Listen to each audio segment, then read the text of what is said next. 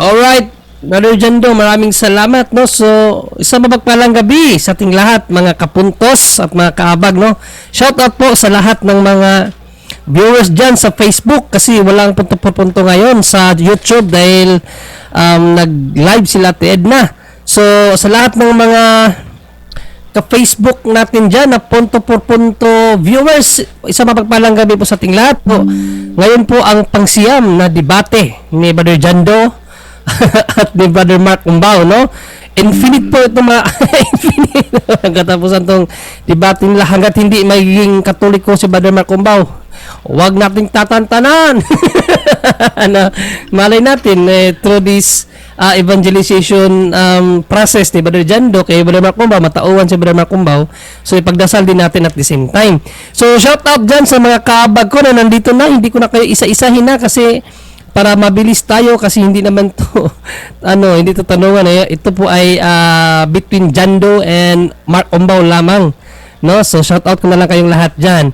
At pag-ratings muna natin si Brother Mark Umbao, no, bago natin at basahin ang kanilang temang pag-uusapan at ang siyempre mga rules, no, sa debating ito para mapanatili ang matiwasay na talakayan nila at hindi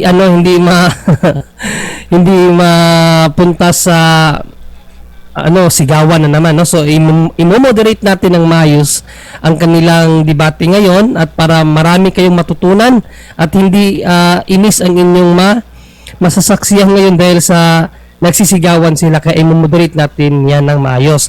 So bago natin start, Brother Mark, bro, mag-say hi ka muna bro sa mga nagmamahal sa iyo, Brother Mark. Okay, mapagpalang gabi sa lahat ng bubuo ng Punto por Punto at sa mga makakapanood ng talakayan nito. Nawa ay kung ano ang katotohanan siya ang maghari. Okay? At nawa ay ang bawat lahat ng makikinig ay buksan natin ating isip, ating puso, timbangin natin ating mapapakinggan, pag-aralan natin na mabuti dahil ang nakasalalay dito ay ating eternal life. Napaka-importante po niyan. Yun lang po. Maraming salamat. Mapagpalang gabi. Maraming salamat, Brother Mark Umbao, no? So speaking of eternal life, sana magkita-kita tayo doon, no, tayong lahat. At ano nga ba, no? Ang kanilang pag-uusapan ngayong gabi, mga kapuntos. So ayon po sa yes? Kanina po mga kapatid ay nakapag-set up na tayo kaya lang nawala po tayo. Naririnig tayo. Sige. Mute ka muna, Brother Romel. Right, okay, Sorry. Kailang Brother Romel.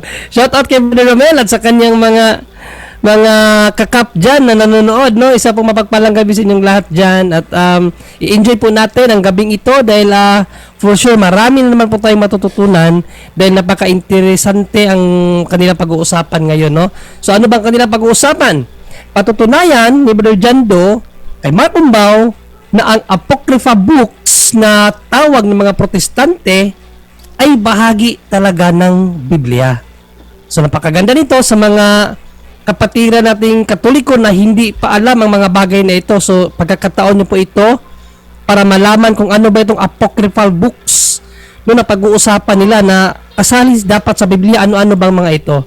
So stay tuned po, no, mga kapatid, para lalo pang lumawak ang inyong kaalaman patungkol po sa Biblia at sa katuruan ng simbahan at syempre sa history din ng simbahan, ha?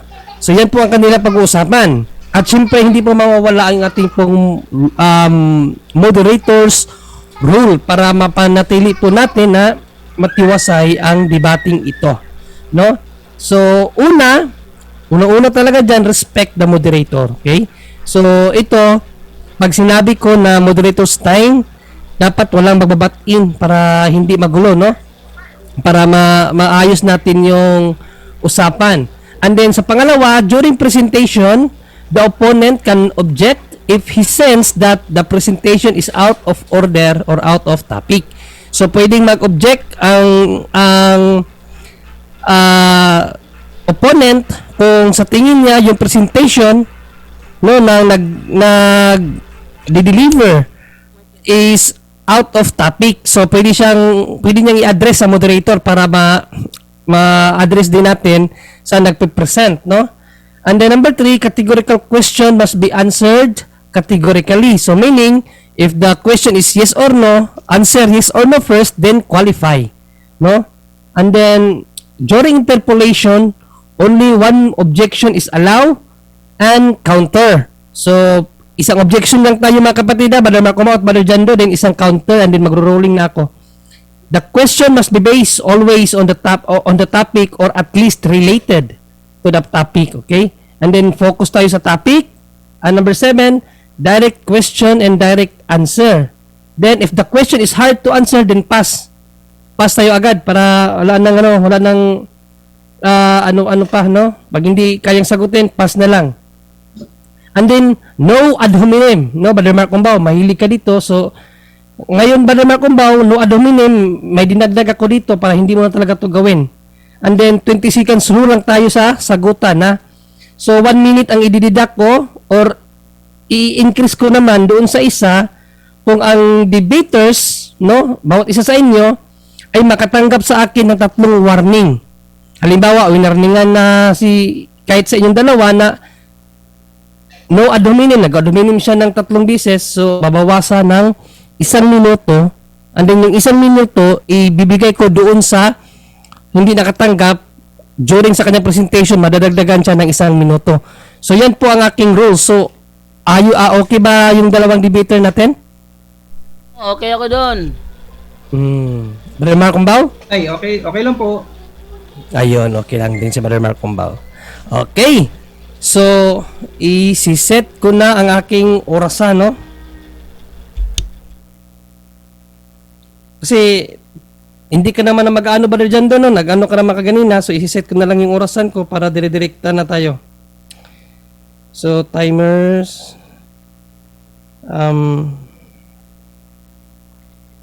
Wait lang ha. 0 and then... Ilan ang minutes nyo, Brother Jando? 10 minutes lang or 15? 10 lang, 10.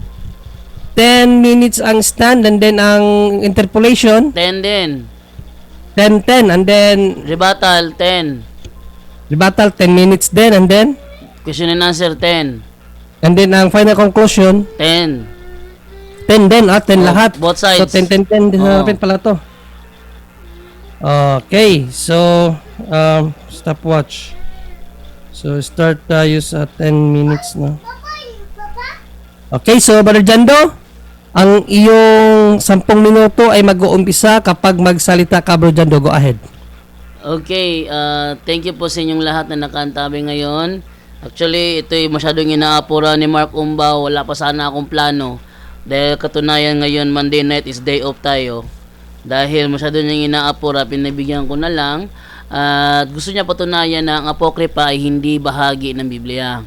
Sabi ko, hindi pwede yung ganun kasi nasa negative form ka. So, kailangan ako na lang yung mag-stamp. Patutunayan ko lang na ang tinatawag ng mga protestante na Apokripa ay bahagi talaga ng Biblia. Tapos, sinabihan ako ni Mark Kumbao na ready na ba daw ako? Sabi ko naman, ay ready ako, pero actually, hindi talaga ako nakapaghanda dahil galing ako doon sa Hagna. Binilhan ko ng computer si Eugene Gapo. Kaya, kakarating ko lang. And then, narito na tayo sa ating first stand na patutunayan ko na ang tinatawag ng mga protestante na Apokripa ay bahagi talaga ng Biblia. Unang referensya ang kukunin ko ay hindi referensya Katoliko, kundi mula sa babasahin ng mga saksi ni Jehovah na The Watchtower, February 1, 1989, page 29. Ang sabi ganito: In the 3rd century BCE, Jewish scholars in Alexandria, Egypt, produced the Greek Septuagint version of the Hebrew Scriptures. Sabi daw, noong 3rd century BC, nag-produce ang mga Jewish scholars sa Alexandria ng Greek Septuagint version of the Hebrew Scriptures, which came to be used, na ito'y ginagamit by Greek-speaking Jews. Ito yung ginagamit ng mga Greek-speaking Jews kasi ano siya translated siya into Hebrew, into Greek language, yung Hebrew. All over the world, no, ginagamit siya ng mga Greek-speaking Jews. In time, the Jews stopped using it. But it became the Bible of the early Christian congregation. When Christian Bible writers quoted from the sacred Hebrew scriptures, they used the Septuagint. Sa madaling salita, kapag gumamit ang mga Christian writers, no? Christian Bible writers ng quotation from the Old Testament, ang ginagamit nila yung Septuagint, hindi yung Hebrew Old Testament.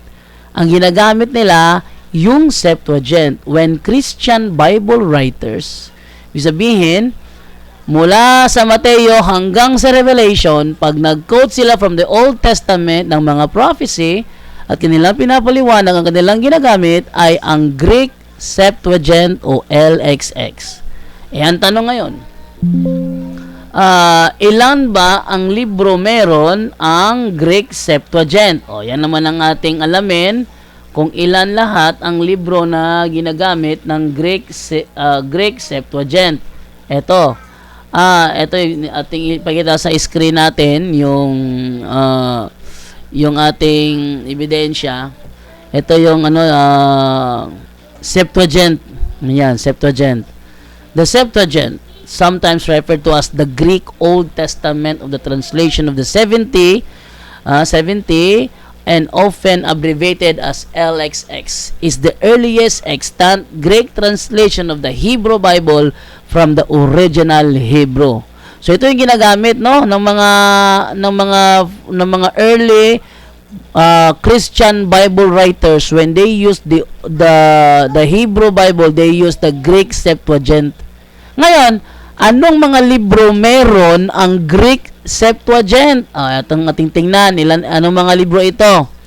Nandyan yung Prayer of Manasseh, nandyan yung Esdras, andyan yung Tobit, andyan yung Judith, andyan yung Esther Grego, ang unang Makabeyo, ikalawang Makabeyo, ikatlong Makabeyo, ikaapat na Makabeyo, Karunungan ni Solomon, andyan yung Sirach, andyan yung Baruk.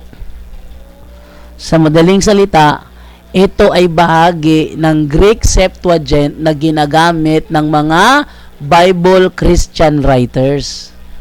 Pag sila gumamit ng Old Testament, ginagamit nila ito, ang Greek Septuagint. Ngayon, nung isalin, kinumpile na into one book ang Biblia. Into one book. Ano yung first compiled Bible? Yung Latin Vulgate. Year 405 AD. Anong mga libro meron ang Latin Vulgate? Ito naman tayo sa books of the Vulgate. Andyan yung Genesis, Exodus, Leviticus, Numbers, Deuteronomy, Joshua, Ruth, 1 Samuel. Natinta tayo sa Tobit. Andyan rin yung Tobit. So yung Tobit na nandoon na sa Greek Septuagint, kinarga sa Latin Vulgate. Tapos yung Judith, ito ay bahagi ito ng Greek Septuagint na ginagamit nila. Kinarga rin sa Latin Vulgate. Yung Esther Grego, andyan din, kinarga din yan. Yung Karunungan ni Solomon, kinarga din yan. Last 5 minutes. Sirach, kinarga din yan. Ano pa? Baruk, ay kinarga din yan. So yung mga aklat na ito na nasa Greek Septuagint, kinarga din sa Latin Vulgate. Ngayon lumabas naman itong King James Version na 1611. Ang tanong, karga rin ba dito yung mga libro na yon? Ating tingnan. Ito yung ating table of contents ng 1611 King James Version. Narito. So dito napapatunayan, tatlo yung ginamit ko. Una, Greek Septuagint. Sumunod, yung Latin Vulgate. Then sumunod, yung 1611 King James Version. Puro una ito puro ito una. Yung Greek Septuagint, ito yung Greek translation of the Old Testament na ginagamit ng mga Christian Bible writers. Tapos yung Latin Vulgate, ito yung First Compiled Bible na ginagamit ng mga Kristiyano. Next, ito naman yung 1611 First Protestant Bible, mayroon ding apokripa. Nandiyan yung mga libro na yon. Pero bakit ngayon hindi na makita sa kanilang libro? Inaamin ng King James version mismo, kanilang ni-remove. The Apocrypha was part of the King James Version for 274 years until being removed in 1885. Kaya pala 66 na lang kanilang Biblia dahil ito'y kanilang ni-remove. 1885 pa. Sa madaling salita, before 1885, ang Biblia ay meron talaga yung mga aklat na kung tawagin ng mga sulpot ng mga protestante ay apokrypha. So, yan ha. So, napatunayan ko lang ilang reference lang yung ginamit ko at hindi na akong tanungin ni Mark Has Umbao. 2 minutes. Ayun. Ano ko na bro? Okay na yan bro. Wave ko na. I-wave mo na? Oo. Napaliwanag ko na ng tama. Ayun, okay. So, i-wave na niya, no? Meron pa sanang 2 minutes si Brother Jando, pero ni-wave na po niya kasi para sa kanya, enough na po yung kanyang ibinigay ng mga referensya para magpapatunay sa kanyang tema na patutunayan niya kay Brother Mark Umbao na yung mga apocrypha books na tawag ng mga protestante ay bahagi talaga ng Biblia. So without further ado, bibigay naman natin kay Brother Mark Umbao ang katanungan doon sa mga inilatag ni Brother Jando, no? Ano bang batayan ni Brother Jando doon? Kaya ibigay natin kay Brother Mark Umbao ang 10 minutes at mag-uumpisa Brother Mark Umbao ang iyong 10 minutes kung magsasalita ka, Brother Mark. Okay, sige, start na po ako. Start na po ako. O mag-isip ka na magtanong. Okay, ano ko na, start ko na yung time Okay. Brother Danjo, linawin ko lang po muna yung premise muna bago ko magtuloy-tuloy sa tanong, no. Ang Bible po bang pinag-uusapan natin yung kinasihan ng banal na espiritu? Ang pinag-uusapan po ba nating Bible o listahan ng bahagi ng Bible ay yung mga aklat na kinasihan ng banal na espiritu? Ganun po ba o hindi? Ano yun? Premise? Yun yung tanong ko. Yun ang premise ko. Gusto ko malaman, okay. confirmation. Yes. Oh, yes. Yun nga. Yes. Oo. Yun nga. Okay. Next question, dahil nag-confirm ka na pinag-uusapan nating Bible, yung kinasihan. Okay, hindi lang yung basta na isama sa Septuagint o anumang presentation mo kanina kahaba-haba. Kung yan ay kinasihan ng banal na espiritu, suriin natin. Sino po ang sumulat ng Objection, moderator. Yes, objection. Hindi issue dito kung sino ang sumulat. Irrelevant na tanong niya. Hindi namin issue kung sino ang sumulat. Ang kanyang kailangan dito sa akin is nandyan ba talaga sa Biblia o wala? Yan ang aming pag-uusapan Andyan ba talaga o wala? Okay, no. So, ang objection niya, Brother Mark Umbao, dahil yung question mo daw is irrelevant, no? So, bago ako mag-ruling, bibigyan ko muna ng counter-objection si Brother Mark Umbao. Anong counter-objection mo, Brother Mark Umbao? Irrelevant daw yung iyong katanungan. Hindi yun irrelevant dahil ang pinag-uusapan namin ang kinasihan ng banal na espiritu. Kailangan suriin yung sumulat niyan. Kung baka kung sino-sino lang, gawa lang ng kung sino-sino, ay mapanganib kung ating paniniwalaan kung sino-sino lang ang sumulat. Okay na yun. Okay na yan kasi counter-objection lang. So, ang ruling ng moderator, the question by the Jando is accepted. No, kasi isa sa rule natin is at least related to the topic. So, related naman, no, kasi hindi naman pwede na walang sumulat nun.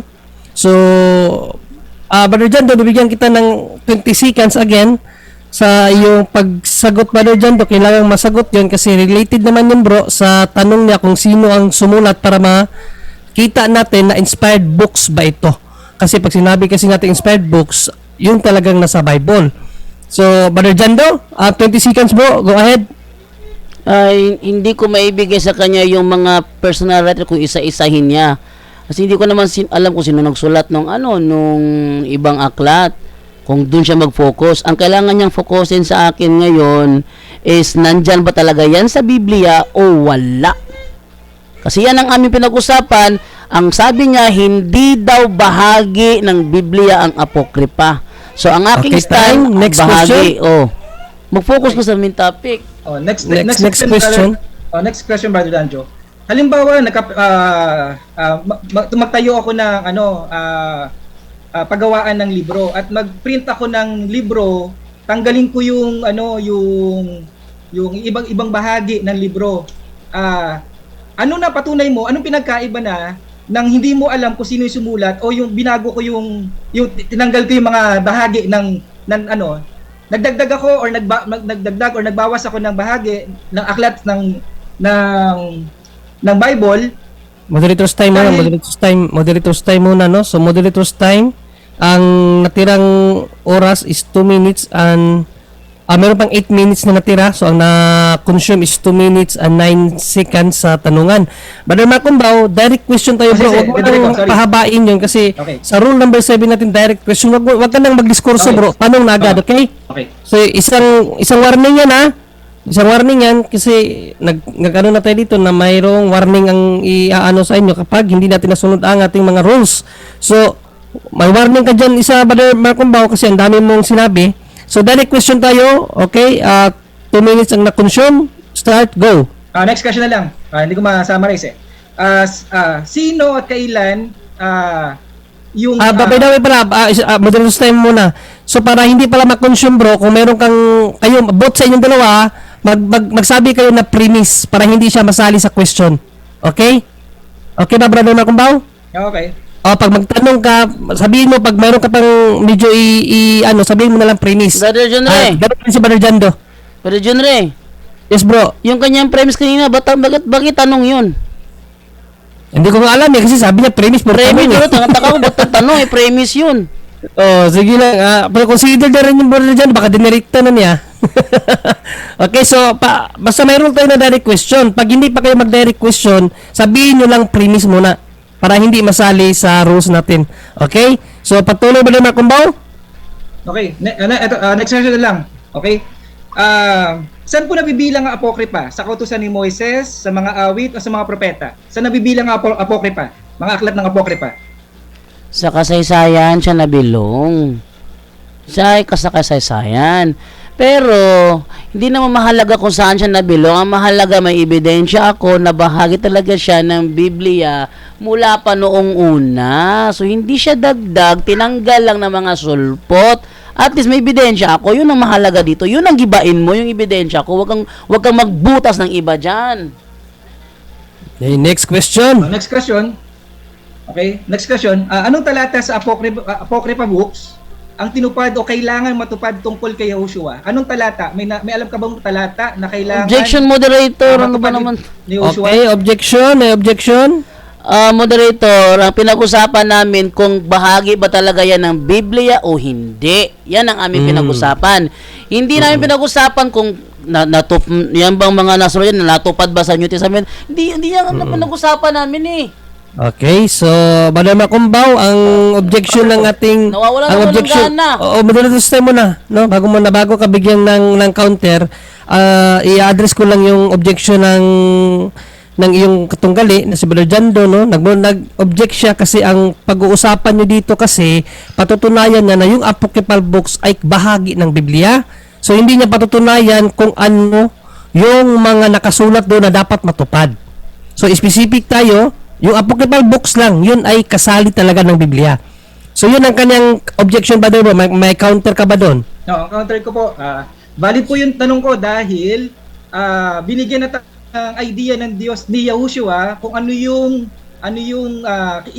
kinikilala niyang mga aklat. Binigyan na tayo ng idea ng ating founder, ng ating tagapagligtas kung ano ang aklat na kanyang kinikilala. Okay. Mas magro-rolling na ako.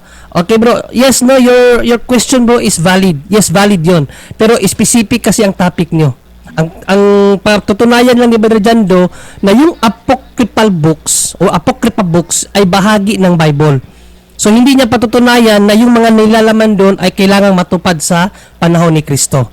Valid yun, yes, totoo, valid yun, pero specific yung topic bro, apocryphal books ay kasali lang sa Bible. Okay? So ang ruling ruling ng moderator, accept ko yung objection ng yung katunggali si Brother Jando na hindi katanggap-tanggap ang iyong tanong para sa kanya. So next question, Brother Marcombaw. Okay. Okay, next question. Okay. Anong talata sa aklat ng Apokripa na mahalaga sa ating kaligtasan? Anong talata sa Apokripa? Kasi kinasihan pinag-usapan natin kinasihan. O anong talata sa aklat ng Apokripa na mahalaga sa eternal life? Bro, pag sinabing kinasihan bro, yung Bible talagang kinasihan talaga yung Bible natin. Walang Bible na hindi kinasihan. Talagang kinasihan yung Bible natin. Pero hindi natin issue kung ano yung mga nakasulat doon. Ang ating issue pag-uusapan dito kung bahagi ba siya o hindi. Doon ka mag-focus. Dahil hindi ako susunod sa strawman fallacy mo. Ano ka ba? Next question. Okay. Ilang minuto na lang Meron pang 7 minutes. Meron pang 7 minutes. Ang haba pa. Okay. Premise po to naniniwala po diretso ko na. Naniniwala po ba kayo ang mga Hudyo ay bahagi ng iglesia na kailangan natin ikonsulta pagdating sa katotohanan ayon sa pagdating sa kasulatan? Malinaw yung tanong, Brother Jando. Ulitin ko. Bro, hindi natin issue dito. Objection moderator. Okay, objection yan. Yan isang objection is. oo. Anong objection, bro? Hindi namin issue dito kung kailangan ba magpaalam sa Hudyo o hindi. Ang issue namin kung bahagi ba siya ng Biblia o hindi. Okay, so ang objection, Brother Marcombaw, ang pag-uusapan nyo lang ay ang apocryphal books ay bahagi ng Bible. So hindi nyo pag-uusapan dito kung kailangan nyo pa magpaalam sa Hudyo. Okay? So ano ang counter objection mo, Brother Marcombaw?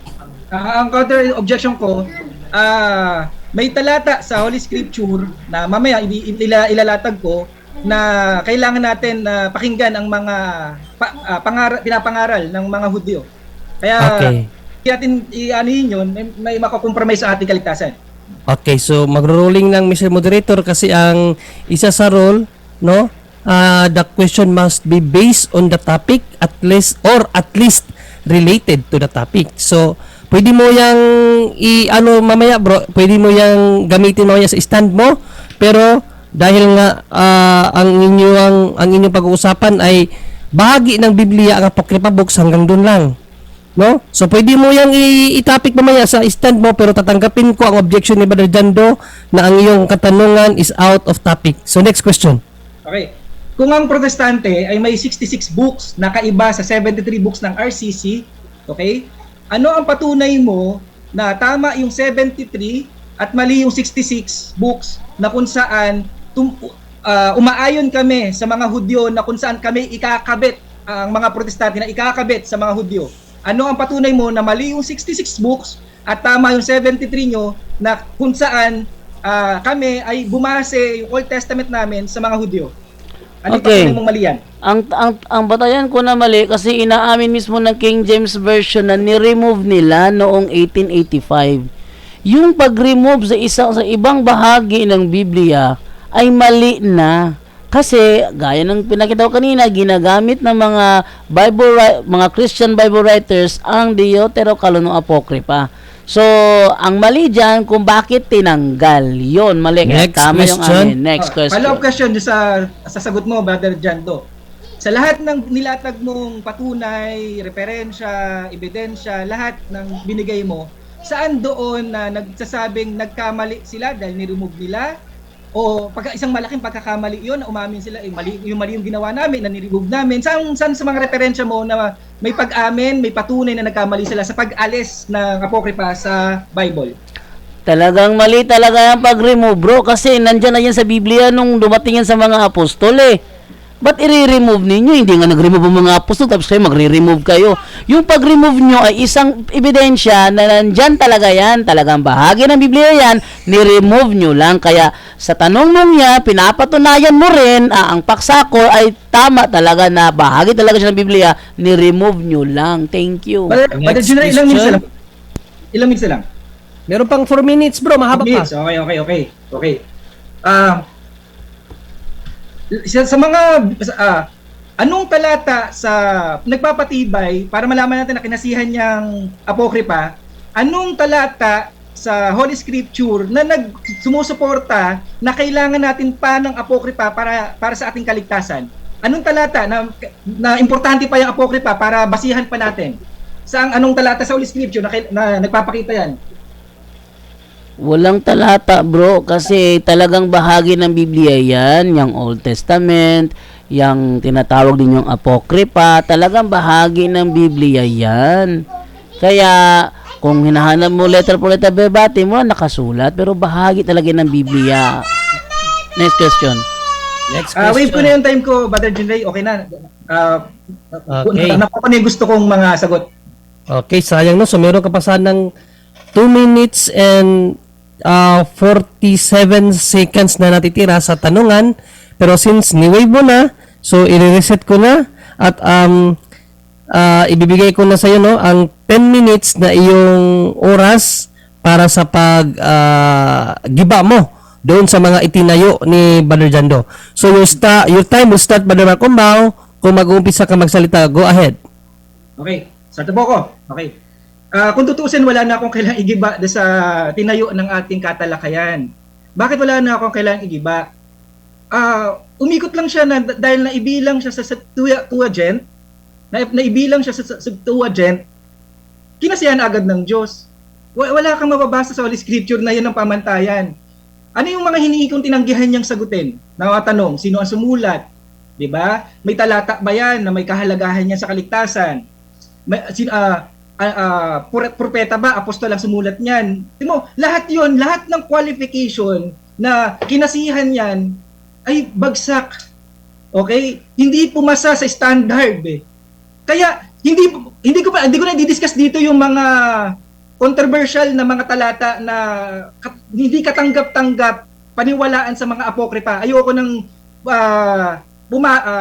talakayin yun dahil napakahaba nun. Alam ko 10 minutes sobrang kulang. Pero kung magre-research kayo, maraming talata sa apokripa na hindi katanggap-tanggap. Aralin niyo ang apokripa. Ang daming talata diyan na hindi katanggap-tanggap. Nagkokontrahan sa edad, sa panahon, sa moral, sa magandang pagkaugali, sa lahat nagkokontra-kontrahan. Pero hindi na ako pupunta doon kasi hindi naman niya natalakay yun eh. Hindi naman niya dinipensahan pala yun eh. 'Di ba? Dahil hindi niya tinayo, wag ko nang puntahan dahil kulang yung 10 minutes. Tapos ang sabi, ito, kung uunawain natin ang pandaraya ng Diablo, kung uunawain natin ang pandaraya ng Diablo, palalabuin niya yung malinaw para yung katotohanan mapilipit, at ang kasinungalingan ang mapaniwala sa tao. Okay? Ganun ang pandaraya ng Diablo. Ito ang katuroan o aral na walang kaugnayan sa eternal life, walang kabuluhan yan. Sabi nga sa Mark 8:36, aanuhin mo pa ang isang buong sanlibutan, na isang kaluluwa mo ay mapapahamak, malinaw sa talata sa Mark 8:36 na lahat ng walang kaugnayan sa eternal life ay walang kabuluhan. At naniniwala ako, Brother Jando, na sapat ang 66 books ng Holy Scripture, baka sobra pa nga para ang tao ay maligtas. Okay? Sapat-sapat ang 66 books ng Holy Scripture para ang tao ay maligtas. Hindi ko na kailangan kumonsulta pa sa Apokripa kung saan ang daming nagsasalungatan dyan. Okay? Sabi nga dito sa John 20:30, John 5:13, naisulat yung ang 1 John 5:13, isulat ang Holy Scripture para para sa ating kaligtasan. Pinagtibay pa nga ng 2 Timothy 3:15 and 17. Sabi mula pa ng sanggol, inyong nalalaman ang mga banal na kasulatan na makapagpatulong sa inyo sa ikaliligtas sa pamamagitan ng pananampalataya kay kay Yahushua upang ang tao ng Diyos ay maging sakdal. No? Enough talaga, sapat na sapat ng Holy Scripture, yung mga nakasulat ha, sapat ha. Tinuruan lubos sa lahat ng mga gawang mabuti. Kaya wala nang kulang sa nakasulat eh. Wala nang kulang sa nakasulat. Ang problema, hindi kinilala ni Yahushua yung founder natin at yung ating tagapagligtas, nag-iisang Diyos, hindi na nga in-acknowledge yung ibang aklat eh. Sabi niya, kautusan ni Moises, mga propeta, at mga awit. Malinaw yan. Anong ibig sabihin? Para hindi ka na nga maligaw. Kasi ito linawin ko, Brother Jando, kung yung 10 kautusan at yung 100 other laws, napakarami niyan, pinaiksi yan sa 2 salita, 2 phrases. Ano yun? Mahalin mo ang Diyos at mahalin mo ang kapwa mo gaya ng iyong sarili. Pinasisimple. Ang Diyos, para maabot ang ating kahinaan, ang ating kababaan, pinasisimple ang mga bagay-bagay. Pinasisimple. Hindi pinagugulo. Ang trabaho ng Diablo, paguluhin ng utak ng mga tao para malito makapasok ang katuruan ng bulaang propeta. Okay? Bakit pinagugulo ng demonyo, ng Diablo yan? Bakit ang daming sacrament na pinapasok yung Diablo na yan na direct na direktang kumukontra sa Ebanghelyo? Bakit? Kasi nga, Objection, moderator. Malinaw. Yes, may objection muna. So, ipagpahintulot ko, ayon sa rules natin, pwedeng maka-object ang isang katunggali kung sa tingin niya ay wala na sa topic yung sinasabi ng presentor. So, Brother Jando, ano mo, Brother Jando? Ang objection ko, ang kalangan niya as dahil negative siya, patunayan niya na hindi bahagi ng Biblia. Ang ginagawa niya, gumagawa ng ibang butas, hindi ako pwedeng sumunod doon, strawman fallacy yun eh. So hindi ako susunod. So saan ako kukuha ng aking tanong kung hindi niya targetin yung aking topic. Ang topic ko, patutunayan ko, moderator, na ang tinatawag ng mga protestante ng apokripa ay bahagi talaga ng Biblia. So yun ang gibain niya by proving na hindi talaga siya bahagi, dinagdag lang ng Katoliko. So, ibig ko sabihin na gusto ko lang maklaro na ang objection mo ay hindi niya hindi niya tinatarget yung yung topic. So, iba yung mga sinasabi niya. Iba yung sinasabi niya, hindi tinatarget yung topic ko. Okay, so Brother Makumbaw, ang objection ng ating kapatid ay hindi mo natumbok yung dapat mong gibain. So, yes, bago kita bigyan ng counter, gusto ko lang i-address yung objection niya sa'yo na yung presentation mo ay hindi ayon sa pinag-uusapan niyo. So, Brother Makumbaw, bago ako magbigay ng ruling, so ano ang counter objection mo, bro? Okay, ang counter ko, sa simula pa lang sinabi ko, wala na akong gigibain eh. Kasi umikot lang yung kanyang tinayuan, ang tinayuan lang niya nakasama sa Septuagint. Suriin natin kung tama yung pagkakasama niya sa Septuagint. Hindi sulat ng mga kinasihan ng Diyos. 'Di ba? Hindi kinilala ng ating tagapagligtas, 'di ba? Hindi malaman sino author. Maraming controversial na talata 'yan, 'di ba? Kaya doon pa lang bagsak na eh. Wala hindi na nakatayo, kaya nagtatayo na ako para mas maliwanagan ang mga nakikinig. Mag-rolling na ako. So ang rolling ko, Brother Makumbaw, ay tanggap ko ang objection ng Mr. Moderator, no? So claim mo lang 'yon na wala kang gigibain. Dahil sa katotoo lang, dapat gibain mo yung mga prinisinta niyang dokumento, Brother Makumbaw.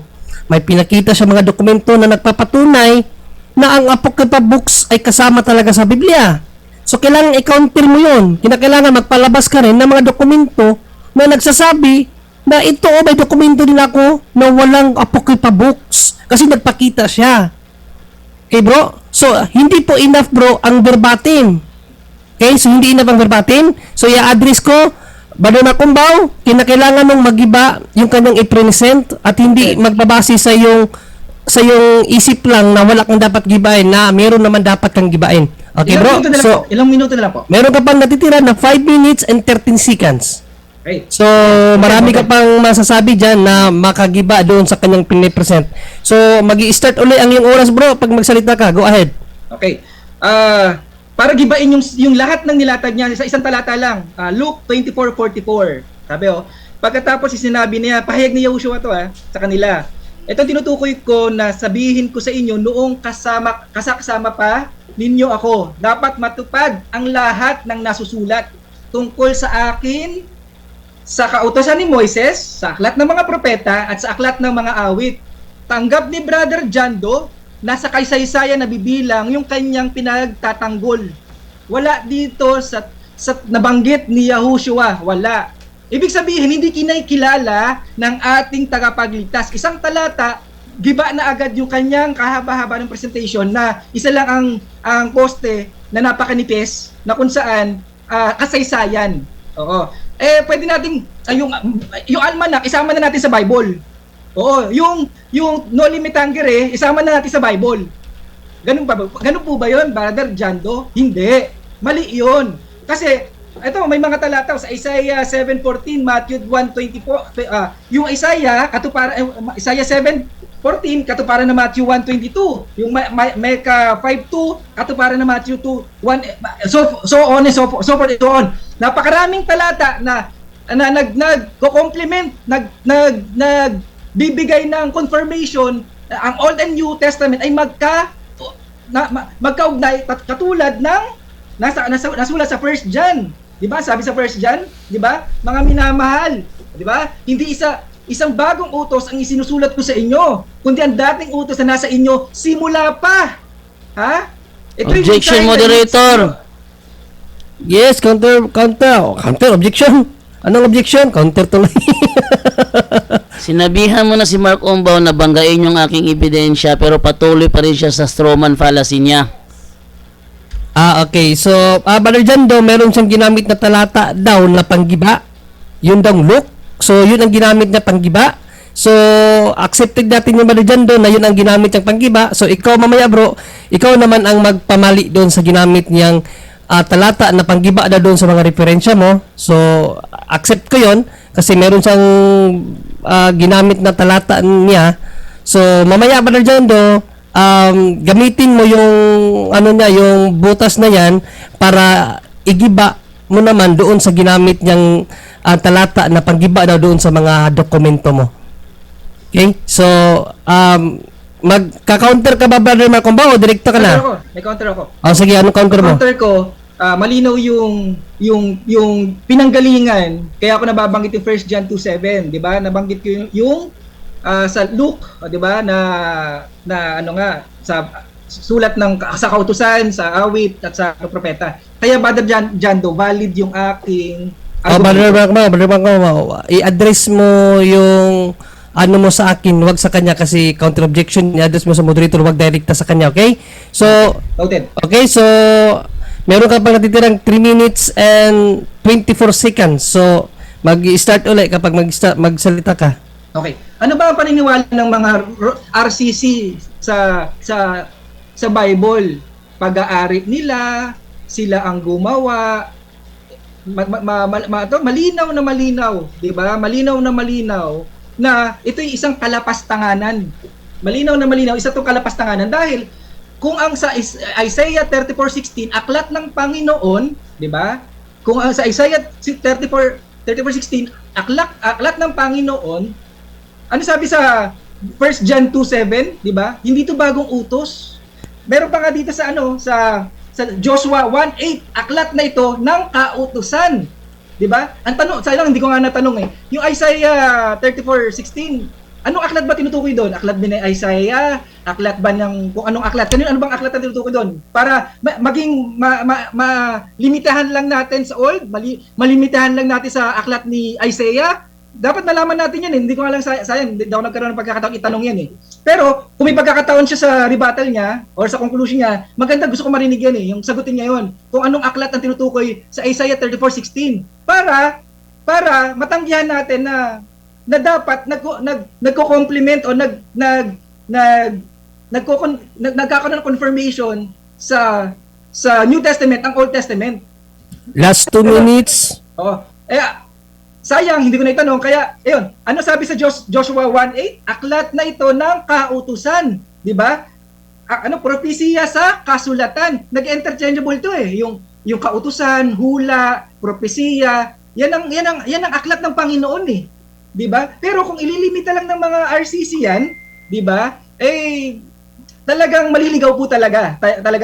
Sa ganung pag-aaral, maliligaw po talaga tayo. Tapos ano pa yung mga hindi ko na-tackle? Kasi wala na kasi akong pwedeng sundan doon sa sinabi ni Brother Jando. Dahil nga lahat nga objection, 'di ba? Objection. Iwas siya talaga eh. Bakit? Halata naman kasi, mahalata naman talaga na hindi kinasihan yan. 'Di ba? Sino ba mga sumulat niyan? Unknown. 'Di ba? Tapos kasaysayan yan eh. Yes, alam mo ba Brother Jando? Naniniwala rin naman ako diyan sa Maccabees, sa mga Tobit o mga ano na yan. Pwedeng referensya, yes, pero hindi yan kinasihan. Parang no limit anger eh. Yes, pwede kong i-level siya sa ganun. Pwede kong paniwalaan yung ilang bahagi doon. Pero hindi para isandal ko yung kaligtasan ko doon, Brother Jando. Hindi. Kasi wala kang mababasa sa Apokripa na ikaliligtas ng tao. Kaya kailangan mo nang alisin yan. O, alisin mo na yan kasi wala kang ikaliligtas ka dyan eh. Bakit nga ba sinulat ng kautusan? Sa John 20:30, 30:20 yata? Ano sabi? Para malaman nyo yung kaligtasan nyo, para magkaroon kayo, mag-isakdal kayo, malaman nyo yung may kaligtasan kayo, maligtas kayo. Yun yung purpose ng Holy Scripture, hindi para matuto ng arithmetic. O, hindi matuto Last para 10 seconds. hindi para matuto ng kung anong karunungan. Okay? Lahat ng walang kaugnayan sa eternal life, walang Time. Okay, so uminit si Brother Mark Cumbao, no? Okay, so hindi natin patagalin na, no? Para hindi din mawala yung init ni Brother Jando. So, Brother Jando, ibibigay ko na yung 10 minutes mo, bro, para tanungin yung mga nilatag niya na panggiba doon sa itinayo mo, nakala niya ay nagiba niya. So, Brother Jando, mag-umpisa yung 10 minuto kapag ikaw ay nag-umpisang magtanong. Brother Jando? Okay. Unang tanong, Mark Cumbao. Aling talata sa Biblia sinasabi na hindi bahagi ang Apokripa sa Biblia? yung Luke 24, 44 ba yun? Wait lang, hanapin. Ayan, Luke 24:44. Luke 24:44. Mababasa ba sa Luke 24:44 na hindi bahagi ang Apokripa sa Biblia o hindi? Hindi verbatim, pero malinaw dyan. Ang kinilala ng ating tagapagligtas para hindi tayo maligaw ay hinayag.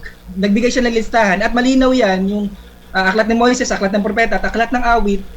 Kunin mo yung referensya natin yung mga Hudyo. May listahan sila niyan. At pasok na pasok, tugmang-tugma yung aming Old Testament sa Hebrew Bible. Okay, ginamit mo ang Luke 24:44. Ayon dito, ang sabi sa talata, ito yung tinutukoy ko nang sabihin ko sa inyo noong kasama pa ninyo ako, dapat matupad ang lahat ng nasusulat tungkol sa akin. Tinatanggap mo ba na tinutukoy niya dito yung nasusulat tungkol sa kanya? Yes. Ngayon, kung ito pala ay Yes. Okay, Moderator's time muna, no? Medyo nagkasapawan. So, Brother Jando, kapag magbabasa ka ng Bible, bro, i-address mo, bro, na premise, bro. Kasi sa rules natin, direct question tayo, pero nagbasa ka ng Bible dun sa ginamit niya. Sabihin mo ng premise, bro, Jando, bago mo basahin. At sige, may 20 seconds, may 20 seconds, bro, na sumagot bago tayo magtanong uli. Okay, Sige. klaro ba yun? Sige, ulitin ko. Okay, so magtanong ka uli, bro, doon sa kasi medyo nagkasapawan. So itanong mo uli yung tanong mo at sasagutin niya ng 20 seconds. Okay, premise. Ayon dito, sinabi ni Kristo, ito ang tinutukoy ko nang sabihin ko sa inyo, nung kasama pa ninyo ako, dapat matupad ang lahat na nasusulat tungkol sa akin. Tanong, tinatanggap mo ba na ang konteksto dito ay sinabi lang ni Kristo na kailangan niya pa rin ang mga propesiya patungkol sa kanya? Yes or no? Yes, kasi Brother Danjo, para maintindihan mo, maraming talata nga na pini-phase out ng Old Testament, nagdagdag pa kayo ng Apocrypha. Pini-phase out na, sabi sa Hebrew 7:18, no, sapagkat napapawi na unang utos dahil sa kaniyang kahinaan at kawalang kapakinabangan. Wala na kapakinabangan eh. Yung mga nauna na, sapagkat kung sa Hebrew 8:6-7, sapagkat kung ang unang tipan, Old and New Testament, di ba? Tipan. Yung naging walang kakulangan ay hindi na sana ay hinanapan ng Next question.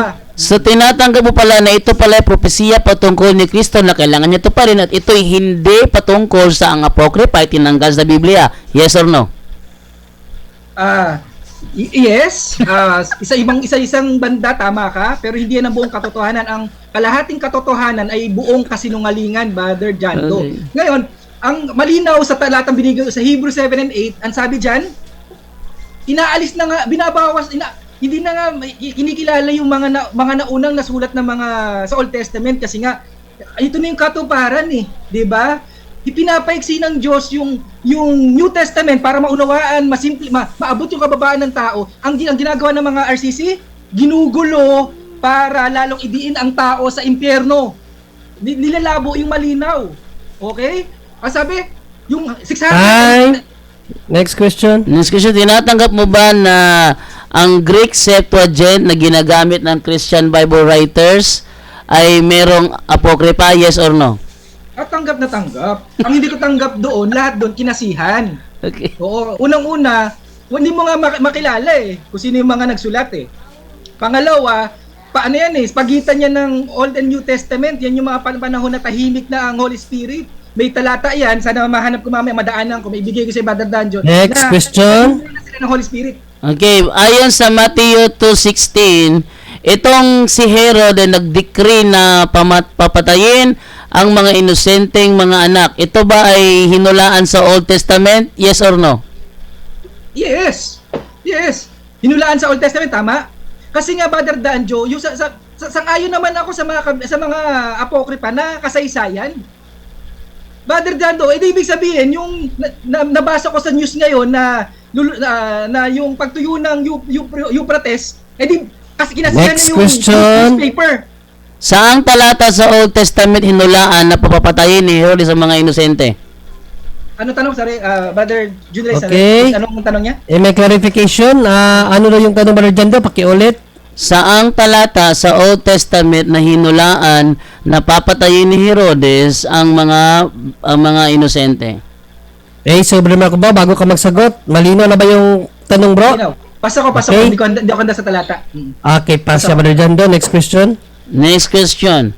Ayon dito sa premise mo na. Okay. Premise. Eto. Hula galing sa karunungan ni Solomon, nasa Apokrypha. Iyon ang parusa sa utos nilang patayin ng mga sanggol ng iyong bayan. Ngunit ang bayan mo'y binibigyan mo ng masaganang tubig sa panahong hindi nila inaasahan.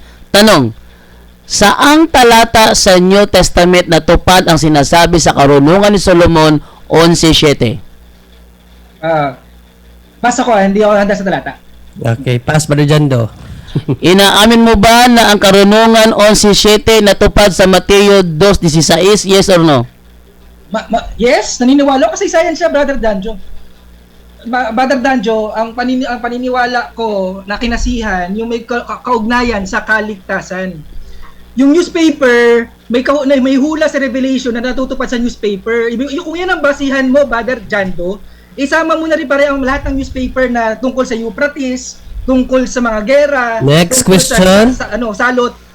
Isama mo na. Okay. Next question. Tinatanggap mo ba na yung sinasabi sa Mateo 7:12, huwag mong gawin sa iba ang ayaw mong gawin sa iyo, yun ay may kinalaman sa kaligtasan, yes or no? Pakiulit, sorry, ang tanong. Okay, moderator's time. I-address sa moderator, Brother Marco Bao. So, clarification, Brother Jando, pakiulit daw. Ulitin ko tanong ko. Yung sinasabi sa Mateo 7:12, huwag mong gawin sa iba ang ayaw mong gawin sa iyo, ito ba may kinalaman sa kaligtasan, yes or no? Ay, yes na yes. Oo, yes na yes. Oo, biblical yan. Tama yan, pagmamahal yan eh. Yes. Okay. Saan Next sa question. Old Testament hinulaan yan? Pakiulit, saan sa Old Testament? Saan sa Old Testament hinulaan yan? Okay, so meron na lang 4 minutes, Brother Jando. So, Brother Mark Umbaw, pag hindi mo maklaro, bro, i-address mo sa akin, bro. Para hindi kayo magsapawan, bro, ha? Sige, pag-clarify mo ulit, Brother Jando. Hindi niya naklaro. Ulitin ko. Yung sinasabi sa Mateo 7:12, sinabi mo na ito ay may kinalaman sa kaligtasan. Tanong, saan sa Old Testament hinulaan yan? Nakuha mo na ba yung tanong, Brother Jando? Balik kita sa conclusion. Ilalatag ko yung talata niya sa conclusion. Hanapin ko. Sige, pass na. Di, nag-pass ka na. Wag ka na magpaliwanag, bro. Pag pass na, wag ka na magpaliwanag. Sige. Brother Jando, go ahead. Ayon sa Tobit 4:15, ano mang hindi mo gusto, huwag mong gawin sa iba. Sang-ayon ka ba ito'y tinutukoy sa Mateo 7:12? Yes or no? Mateo, yes. Tama. Correct. So tinatanggap mo na ang Tobit 4:15 ay may kinalaman sa kaligtasan? Yes or no? Yes, yung hindi lahat ng apokripa, yes. May merong ilan, pero ang problema, yung ibang talata ng apokripa ay kumukontra sa ebanghelyo. Yun ang mabigat diyan eh. Gagamit parang pahayag ni ni Lucifer. Gumagamit siya, kumukote siya ng talata sa Holy Scripture. Time. Next question. Old Testament. Sige. Okay. Tinatanggap mo ba na yung nasa Sirach 27:6 ay yung tinutukoy ni Kristo sa Mateo 7:16 at 20? Yes or no? Yes, tinutukoy sa Matthew 12, yes, 29. Dahil, Brother Jando, dahil maraming talata ng pag-ibig sa Old Testament. Sayang, hindi ko lang naihanda yung mga talata na yan, pero wag kang sa susunod, ilalatag ko sa yan. Sige. Doon na kinuha ng mga apokripa. Next question. Saan sa Old Testament mababasa na ang prutas ay makikilala sa kanyang bunga? Ang punong kahoy ay makikilala sa kanyang bunga. Saan sa Old Testament yan? Next question. Next question, pass. Pass. Anong talata ng apokripa ang kumontra sa New Testament? Okay. Una, pananalangin sa mga patay. Objection, moderator. Objection, may objection. Ibigay niya yung talata mismo. Okay, so Brother Mark Umbaw, ang tanong kasi talata, hindi niya ang tanong ay hindi kung ano ang sinabi. Ang tanong kung anong talata sa mga apokripa books na kontra sa kabuuan ng Biblia. Anong talata? Tobit 12:8-9, 2 Maccabees 12:43 to 45, Tobit 1:4, Tobit 1:10, Judith 1:1, Wisdom of Solomon 11:17, ano ba? Maccabees 2 Maccabees 14:41 to 46. Ano ba? Marami pa yan. Saan? Brother Jando, meron ka na lang last 2 minutes sa pagtatanong, bro. Okay, go ahead, Brother Jando. Saan sa New Testament sinabi ni Kristo huwag niyong ipagdasal ang mga patay na? Dahil ipinaiwas Objection, tayo moderator. sa gawain ng espiritista. Ang pananalangin Objection, sa mga moderator. patay ay gawain ng espiritista. Huwag kayo magpahawak Objection, sa gawain moderator. ng espiritista. Objection. Sorry, hindi ko narinig. Medyo humina yung boses ni Brother Jando. Anong objection, Brother Jando? Ang tanong ko sa kanya, saang talata sinabi ni Kristo na huwag ipagdasal ang mga patay na? Yes, malinaw yung tanong mo, Brother Jando. So ako, kahit ako, nakuha ko rin yung tanong. So yung tanong, Brother Mark Umbaw, no, hindi niya tinanong kung ano ang opinion natin Panginoon Kristo sa mga espiritista. Ang tanong ni Brother Jando, saan mababasa sa New Testament na bawal dasalan ang mga namatay na? So, Brother Mark Umbaw, yun ang objection. So, ano ang counter mo doon? Sa Old Testament siya mababasa, pero ang sabi ni Yahushua, pakinggan nyo yung kautusan. Objection, moderator. Kautusan ng kanyang ama. Objection. Moderator's time. Moderator's time muna. Brother Jando, according sa rule natin, isang objection lang ibibigay ko sa inyo, bro. So, isang objection, isang counter. So, after nun, magro-ruling na ako, bro, no? So, ay wag mag-alala kasi nakuha ko naman yung objection mo at nakuha ko rin itong counter ni Brother Mark Umbaw. So, pakiulit yung counter mo, Brother Mark Umbaw. Ulitin ko ang objection niya. Ang objection ni Brother Jando kasi hindi mo nasagot ng direkta yung tanong. Ang tanong niya kasi, Brother Mark Umbaw, saan mababasa sa New Testament? Okay? Saan mabasa sa New Testament na pinagbawal ni Kristo ang panalangin sa mga patay? Kasi sinabi mo yan kaganina. No, kasi nasa nasa 2 Macabeo yan, no? So saan sa New Testament na sinabi ni Kristo, hindi sa Old Testament? Okay? So yun ang tanong ni Brother Jando, kailangan sagutin mo ng talata para ma-address yung objection at ma-counter mo naman kung tama ang yung counter. Okay, go ahead, Brother Makumbaw. Ano ang counter mo doon? Ang counter ko diyan, okay. Walang isang talata pero sige, magbigay lang ako ng talata ng New Testament. Oo. Okay, bro, Brother Makumbaw, kung wala kang talata, Brother Makumbaw, wag ka nang magbigay kasi wala nga. Magbibigay Wala ako, nga Brother Junray. Sabi mo nga walang talata ba't ka magbibigay? Wala nga. So, wrong interpretation. Ang tanong kasi, bro, ang tanong niya kasi, saan talata sa New Testament na sinabi ni Kristo, bawal manalangin sa mga patay? Yan ang tanong. Kung sabi mo kasi wala, sumagpas ka na lang. Para wala nang, Brother Junray, nagkamali lang ako. Meron. Meron. O, sige, meron. Ano yung talata na yun? Meron pala, nagkamali lang. Sige. Okay. Matthew 6:9-13. Ganito kayo manalangin mga RCC. Ama namin nasa langit. Moderator, out of context. Moderator's time. Hindi, ang tanong, okay, so ang tanong, Brother Makumbaw, Hindi responsive. dalawan ang warning. Kasi, klinaro na natin, tapos, pinagpilitan mo pa rin yan. So, mali na nga yung sagot, inano mo pa ako, at ano ang tawag ng gilad sa Tagalog? Niloko. Parang niloko mo pa ako na meron pero wala, pero hindi naman pala yun. Sabi na nga sa iyo, ang question, saan mababasa na sinabi, wag manalangin sa mga patay, hindi kung anong uri ng panalangin ang itinuro ni Kristo. Ang question kasi, saan mabasa sa New Testament na wag ipanalangin ang mga namatay. Okay, so hindi mo na-address yun, so mayroon kang warning, kasi kagayon, na-warningan na kita ng isa, tapos ngayon, inano mo pa, so warning 2 ka na, isang warning na lang, mababawasan ka ng isang minuto. Okay? So next question tayo kasi ang ruling ng moderator doon is accepted ko yung yung objection ni Brother Jando. Okay? So Brother Jando, next question, Brother Jando. Hindi niya masagot. Okay, saan sa Old Testament ipinagbabawal na ipagdasal ang mga patay na? Sa Leviticus. Oo. Gawain kasi ng espiritista ang pagpanalangin sa mga patay. Sa Leviticus, hindi siya verbatim pero malinaw diyan na ang mga espiritista ay nananalangin sa mga patay na pinag-aagawa ng RCC. Huwag ninyong hanapin at magpahawa sa kanila. Huwag ninyong babalikan ng mga inaalihan ng mga Time. Next question.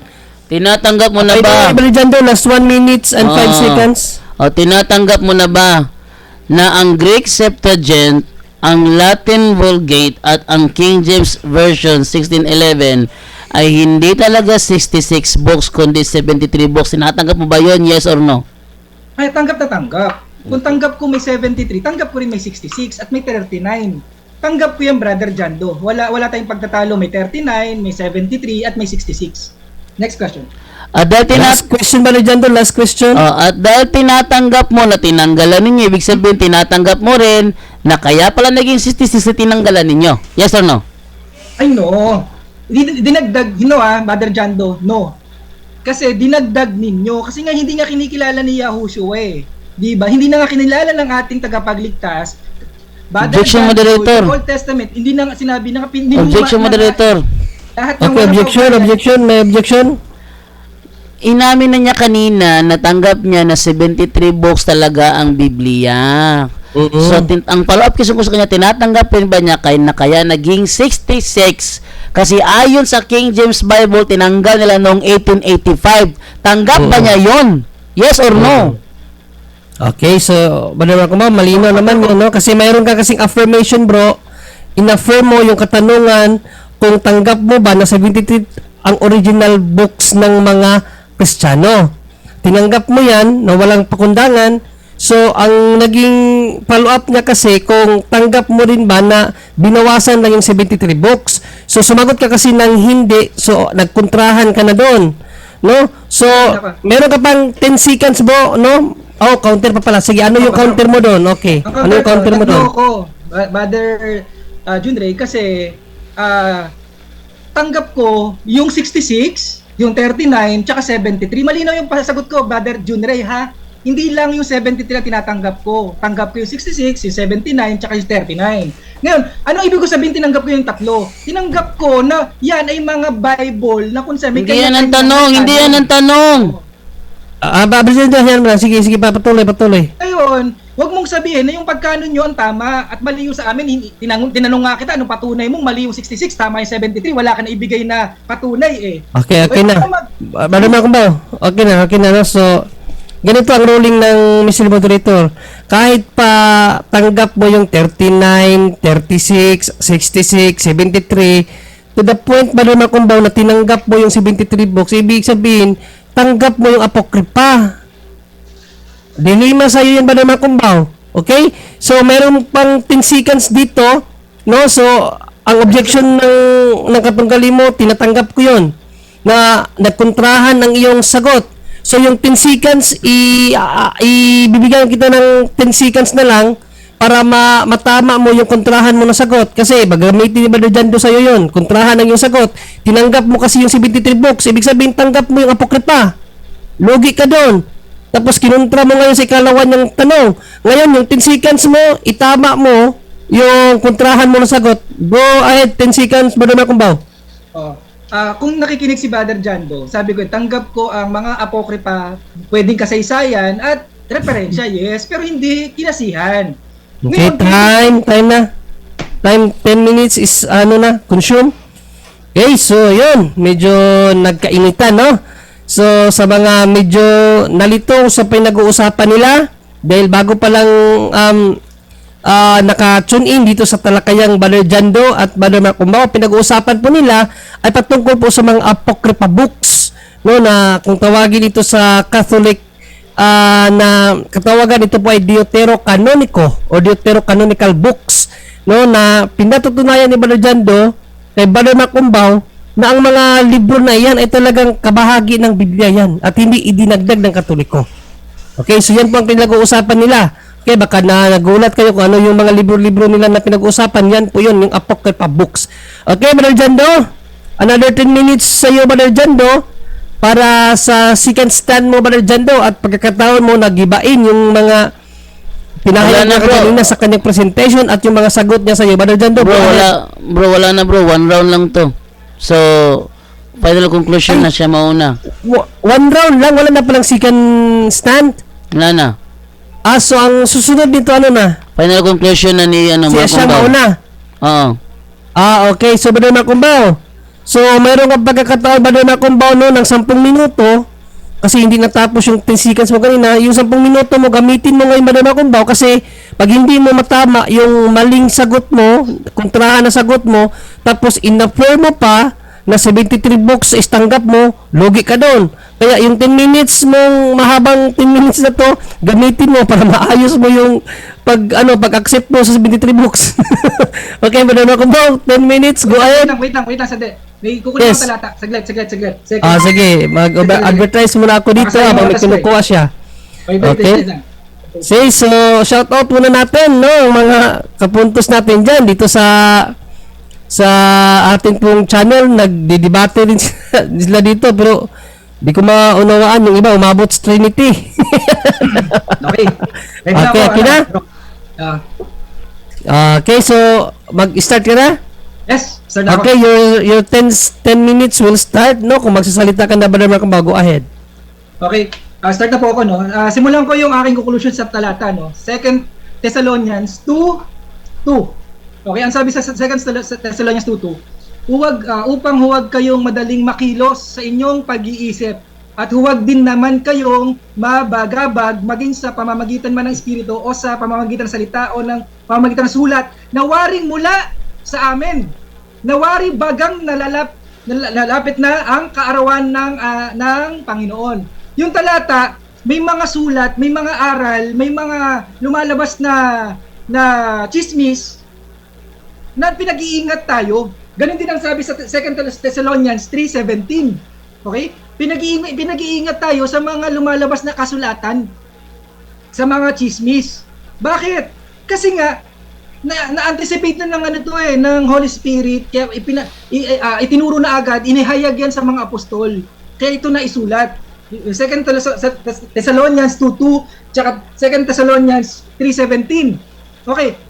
Linawin ko Brother Jando. Ang pinagtatalunan natin, ang talakayatin natin, ang pinagtatalunan natin, yung Septuagint ay kinasihan, lahat ng aklat doon kinasihan ng banal na espiritu. Ang patunay na hindi, kasi may mga talata diyan na hindi katanggap-tanggap sa morality. Pag pinag-usapan ng morality, hindi katanggap-tanggap siya. Mga miracle na hindi kapanipaniwalang mga miracle, mga kaganapan na kontra sa mga nakasulat na sa creation. Marami yan, napakahaba lang. Pasensya na po, nung inaaral ko nga siya, sabi ko nga, sobrang kulang yung 10, dapat 3 hours to. Kasi bawat talata, ibabangga natin sa bawat talata, sa ibang talata ng Holy Scripture eh. Mahirap yun lahat yan i-discuss sa ganito. Pero, binibigyan ko lang idea yung mga tagapakinig, maging maselan kayo. Suriin nyo ng mabuti yung nakasulat sa Apokripa. Unang-una, sabi ko nga, anong mga nakasulat diyan na wala sa Holy Scripture na ikaliligtas. Sabi ko, sapat ang 66 books.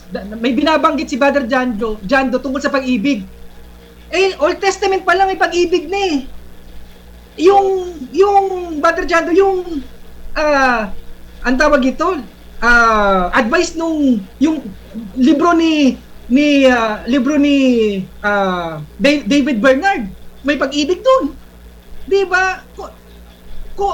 Alam mo, hindi na kailangan ng Apokripa kasi lahat ng kailangan natin para tayo ay maligtas, sapat yung 66 books. Bakit kailangan tanggalin ng Apokripa? Bakit?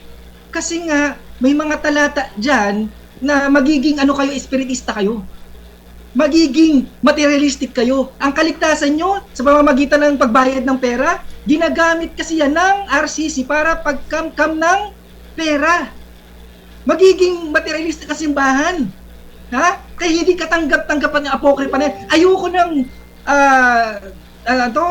pasukin niya ang ganyang napakalalim na discussion. Pero itong mga nakikinig sa atin, aralin niyo po yung Apokripa. Makikita niyo may mga hindi katanggap-tanggap na talata dyan na hindi yan, malalaman niyo, mararamdaman niyo magsasalitang Holy Spirit sa inyo na hindi yan kinasihan, hindi yan karapat katanggap-tanggap sa banal na espiritu. Sasabihin ng Holy Spirit sa inyo, hindi katanggap-tanggap yan. Basahin niyo, maging bukas yung isip niyo. Basahin niyo Apokripa. Makikita niyo hindi katanggap-tanggap. Naniniwala ako, Brother Jando, linawin ko, naniniwala ako sa mga Apokripa, maaring kasaysayan na totoong nangyari. Gaya ng Noli Me Tangere, ng mga history books, naniniwala ako sa mga bagay na ganun, pero hindi kinasihan. Kasi sapat yung 66 books para tayo'y maligtas. Sapat yan eh. Kasi nga yung nasa Old Testament nga, Brother John, ang dami kong binigay na talata, niluma na. Diba? Inaalis na nga eh. Hindi na nga pinasusunod eh. Bakit? Kasi sapat na nga yung gospel, yung ebanghelyo para tayo maligtas. Kaganapan ng Old Testament, shadow lang yung Old Testament eh. Tapos itong mga RCC, nagdagdag pa ng shadow, hindi na nga maimportante yung shadow eh. Brother Makumbaw, up. Moderators tayo muna. No, so, nag-direct attack ka na naman sa mga RCC. So, aduminin yun. Okay? So, pasensya ka na, Brother Makumbaw. Mababawasan ka ng 1 minuto kasi pangatlong warning ko na sa'yo to. Okay? So, kaganina, sinabihan na kita na 2 warning yung kaganina. Ngayon, Ito na lang po ako. saglit lang. Dahil 3 warning to, dinirekta mo, itong mga RCC, ad hominem yun. Okay? So, meron kang 4 minutes, 51 seconds na na-consume. So, babawasan ko to ng 1 minute. So, meron ka na lang 3 minutes and 51 seconds. Okay? So, sana, Brother Makumbaw, matutunan mo na hindi mang ad hom. Kaya, nilagay ko ang rules na to kasi every time nakikipagtalakayan ka dito, hindi mo na maiwasan yung ad hom. So, tuturuan kita ng leksyon. Para next time, aware ka sa sarili mo na bawal pala ang ad hom sa mga ganito. Okay? So, bawas ka ng 1 minute at idadagdag ko ang 1 minute kay Brother Jando. So, mayroong 11 minutes si Brother Jando mamaya. Ay, So, salamat. meron ka pang Meron kang 3 minutes and 51 seconds. Go ahead, Brother Mark Umbao. 3 minutes and 51 seconds. Go ahead. Malinaw sa Hebrews 7:18, Hebrews 6:8:6, ano sabi dito? Yung lumang tipan, ha, naging walang hindi na sana hinanapan ng ikalawa, di ba? Ano na nga, sabi dito sa ano, palibasa talaga. Okay. Okay, yun. Malinaw sa dalawang talata, di ba? Yung kahinaan at kawalan ng kapakinabangan, no? Binibigyan na nga tayo ng simpleng pinasisimple ng Diyos ng ating tagapagligtas para maabot yung kababaan natin. Sinisimple yung kaligtasan, okay? Yung Old Testament na marami na nga diyan phase out na, di ba? Tapos itong mga kaiba nating pananampalataya, yung mga kaiba natin, ang ginagawa dagdag ng dagdag. Sabi na nga, shadow na lang yan eh. Ito na yung katuparan. Ito na si Yahushua. Tinubos na inyong mga kasalanan, mga kapatid. Tinubos na lahat ng hiwalay sa ginawa ni Yahushua sa cross of Calvary. Lahat 'yon walang kabuluhan. Tingnan mo, pansin natin, Eucharist, baptism, ano pa ba? Baptism, lahat 'yan, mapapansin mo, lahat yan may kaugnayan sa kamatayan ni Yahushua. Lahat ng walang connection sa kamatayan ni Yahushua, wala ng kabuluhan. Anong gagawin ng demonyo? Lilituhin yung tao? Hindi. Sacrament? Hindi. Marami pang, yung mga kabispa, aralin natin yung pagbibigay ng limos, yung pera sa simbahan, yung ganito, ganyan, ganun. Yung pananalangin sa mga patay. Para palabuin yung malinaw. Sinisimple na nga lahat ng ang ating kaligtasan labas sa ginawa ni Yahushua sa cross of Calvary. Walang kabuluhan na yan. Lahat yan wala. Kay Yahushua lang matatagpuan ang kaligtasan. Siya lang ang katotohanan. Siya lang ang buhay. Siya lang ang tagapagligtas. Siya lang ang Diyos. Siya lang sabi nga sa Colossians 2:10 yata na magkamali, kumpleto ka na. Kumpleto tayo kay Yahushua. Walang kulang kay Yahushua. Ay, hindi, kulang. Kailangan apokripa. Kailangan ng sakrament. Kailangan ng ganito.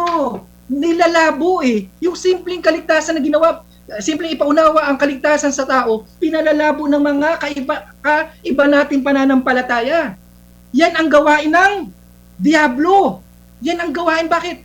Marami pa pagagawa sa iyo ng demonyo para ma-divert yung pananampalataya mo sa tapos na ginawa ni Yahushua. Idadivert saan? Sa sacrament. Idadivert saan? Sa mga apokripa. Idadivert saan? Sa pera-pera. Idadivert saan? Espiritista. Idadivert saan? Sa pagsamba sa mga santo, kay Maria, at sa mga kung saan-saan.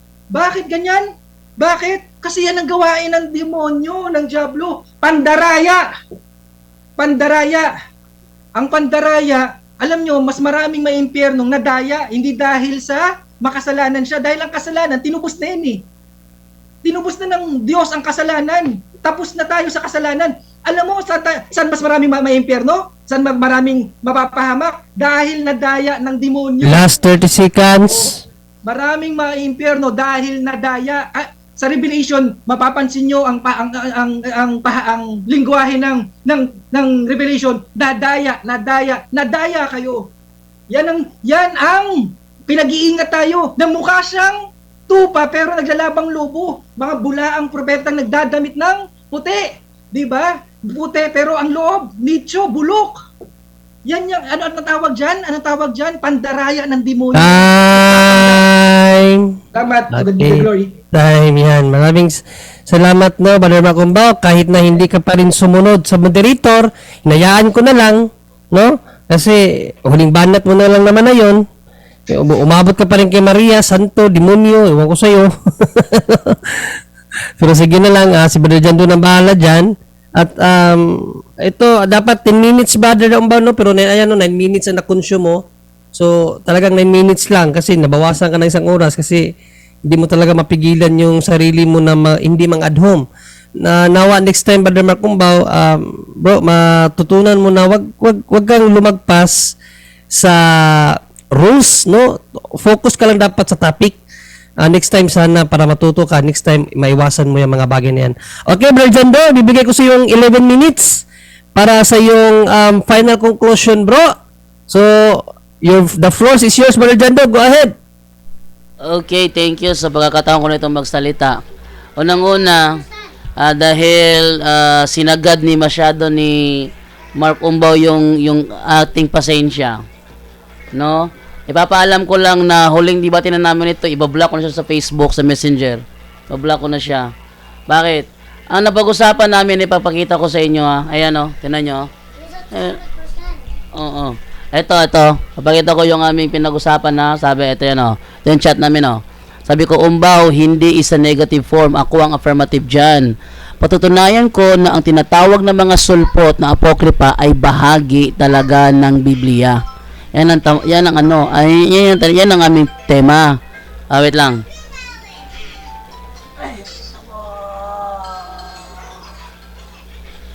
Okay. Ngayon, ang response niya, sige, okay na yan. Baka hindi pa matuloy kahit ang born again ay hindi sulpot dahil kami ang nakaganap ng ginawa ng mga apostol sa araw ng Pentecostes at ipinangaral mismo ni Yahushua. So, ibig sabihin, ito yung aking topic na kailangan niyang gibain na ang apokripa ay bahagi talaga ng Biblia. Ang ginawa niya, sagawa siya ng mga strawman fallacy na gusto niyo sumunod ako doon, hindi ako susunod, hindi niyo ako maililigaw. Lelang niyo, maililigaw niyo, hindi niyo ako maililigaw. Kaya dahil hindi siya sumunod, tapos sinagad pa niya ng gusto sa kanyang final conclusion, pagkatapos ng debating ito, ibablock ko na si Mark Umbaw. Actually, pwede ko naman gawin ito sa ngayon automatic ko na siyang ibablock sa aking, para hindi na niya ako makontak dahil sinagad talaga, ginagamit lang ni Mark Umbaw ang pagkakataon na maraming nanonood ng punto por punto, pero hindi niya ako kinakalaban. I expect na ako kakalabanin ni Mark Umbaw, pero ang ginagawa niya, gumagawa siya ng ibang butas para aking sundin. Hindi yan mangyayari, kaya Mark Umbaw, tingnan mo yung messenger mo, block ka na. At Facebook mo, block ka na. Hindi mo na ako makukontak. So, ito na yung ating last debate kasi sinagad mo talaga ako. Napunta ka kay Maria, ano ba yung ating topic? Patutunayan ko na ang tinatawag yung apokripa ay bahagi talaga ng Biblia. Yun ang ating topic. At dahil negative ka, kailangan tutulan mo na hindi siya bahagi, dinagdag lang namin.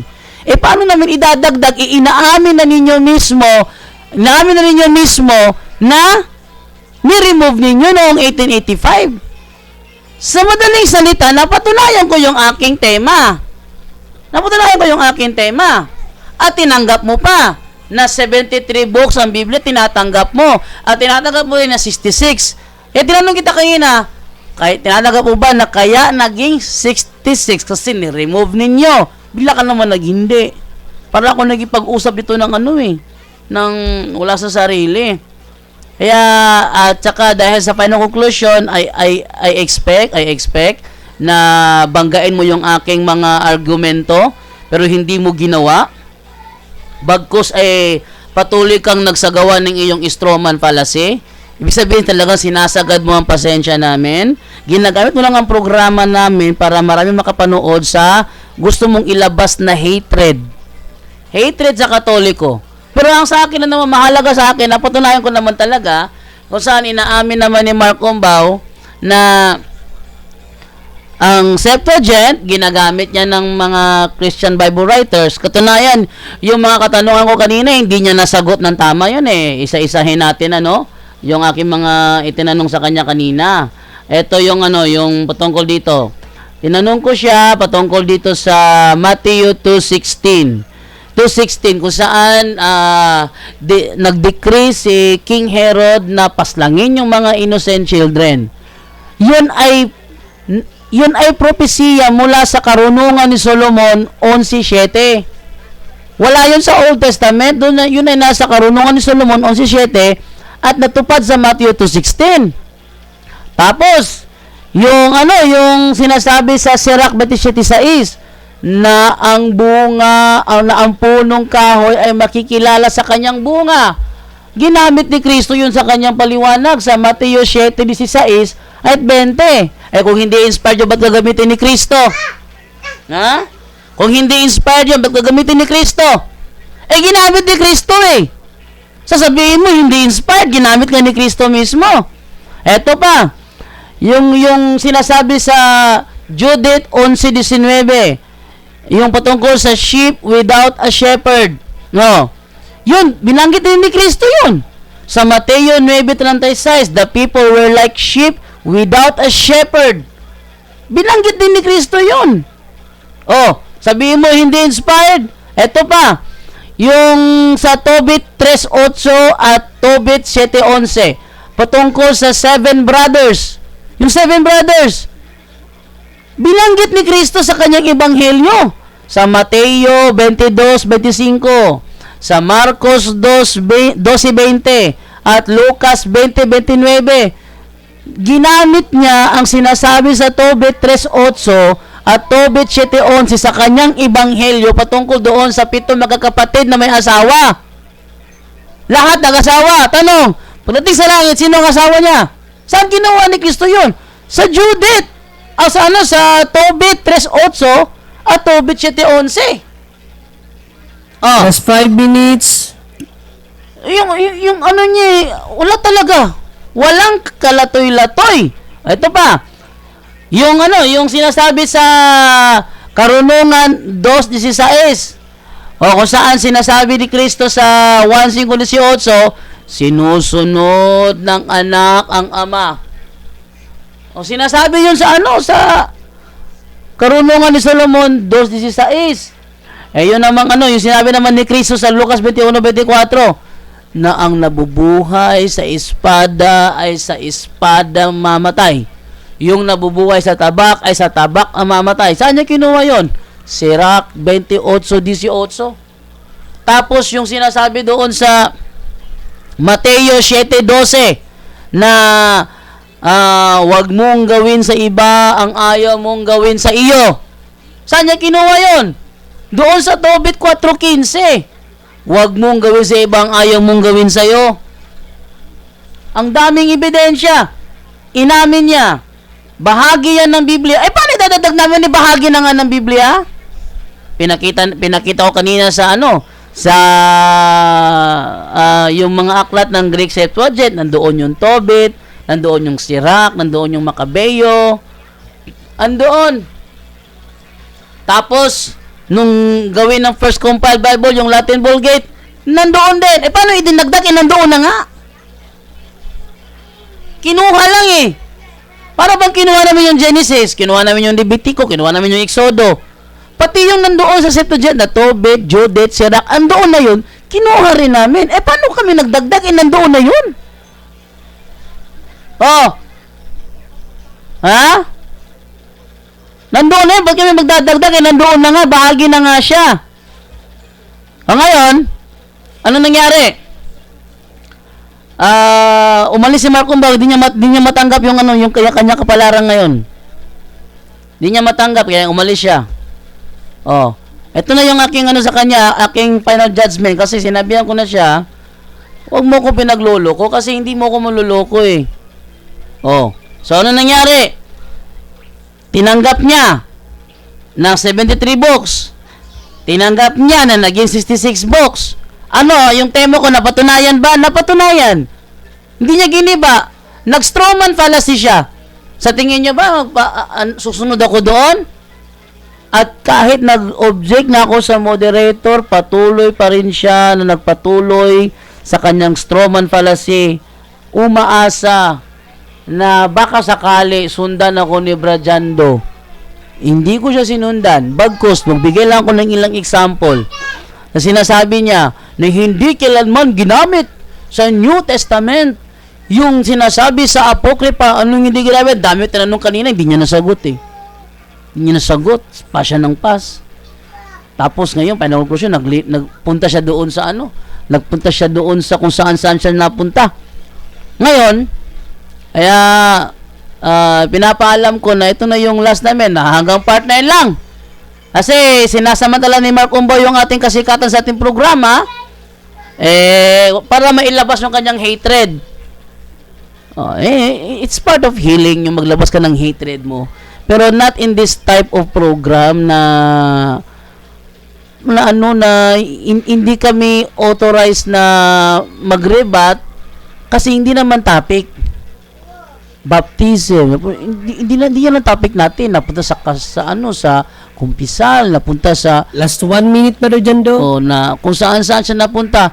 Alam niya, hindi ko hahabulin yun. Kaya, ayun, sinamantala niya. Pero ang mahalaga dito, napatunayan ko na ang Biblia talaga, bahagi talaga ng Biblia, yung tinatawag nilang apokrypha, at tinanggal lang nila, kaya naging 66 books. Sa madaling salita, hindi giniba ni Mark Umbaw ang aking tema, bagkos gumawa ng kanyang sariling butas. Thank you.